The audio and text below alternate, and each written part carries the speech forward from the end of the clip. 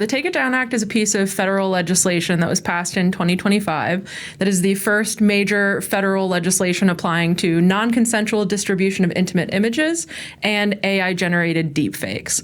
And so what this does is it creates a federal statute by which someone can be criminally charged for creating an unconsensual image of someone that depicts nudity or otherwise explicit content using AI, or distributing someone's images that demonstrate explicit content without their permission.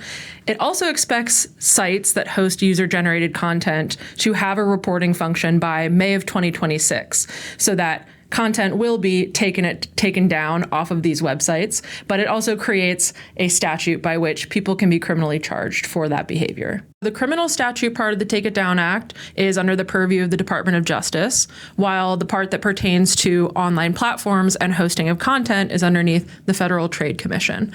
However, because it is a federal crime, this can be pursued and reported through the various outlets of reporting that are available for cybercrime. So if you or someone that you know has an image distributed of you that is either real or has been generated by something like AI, you can report it to your local police. There are often state laws in place that make this illegal, not only at the federal law, but at the state law as well.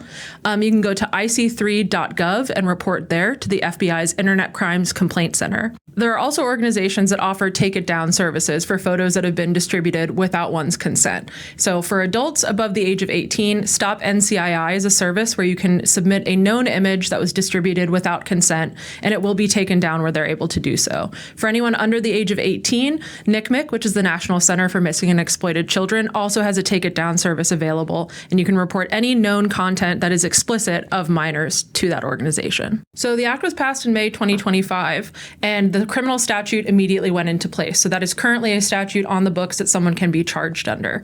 The holding the sites to having a take it down service available doesn't go into place until May of 2026. But that reporting piece and the federal legislation is already in place to pursue a case against someone who has committed NCII against another individual.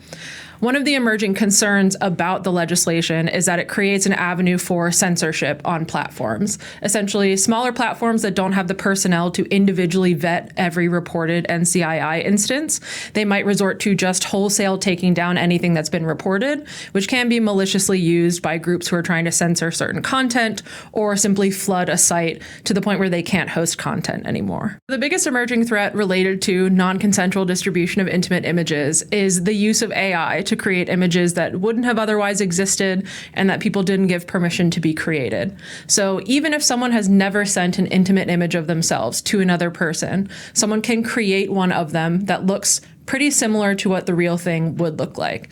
So talking to your friends, parents, teenagers, and especially young people who are on the internet and have internet-capable devices, that if anyone contacts them with a picture of themselves and claims that they got it through their webcam, they were spying on them, otherwise had access to their camera, and this image is not real, that can be reported as a crime. This also falls under what we call sextortion, which is when someone uses an intimate image of another person to try and get money or extort further images out of them. And so knowing where you can report is the best way to keep yourself safe. Because again, it doesn't matter if you've ever actually sent a photo of yourself. Someone can still use a fake one against you.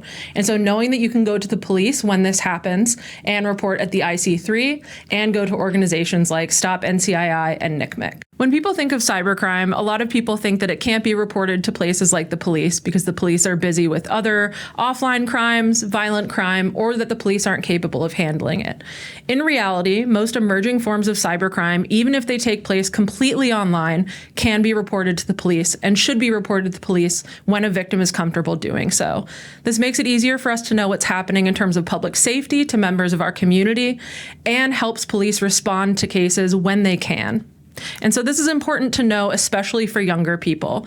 If a younger person under the age of 18 is ever contacted by someone with non-consensual intimate images or non-consensual intimate texts, messages, whatever it is, this can and should be reported to the police. This is a really important area that we're trying to increase awareness in to make our community safer and to keep kids safe on the internet when it comes to others trying to contact them and doing things that, frankly, they shouldn't be doing.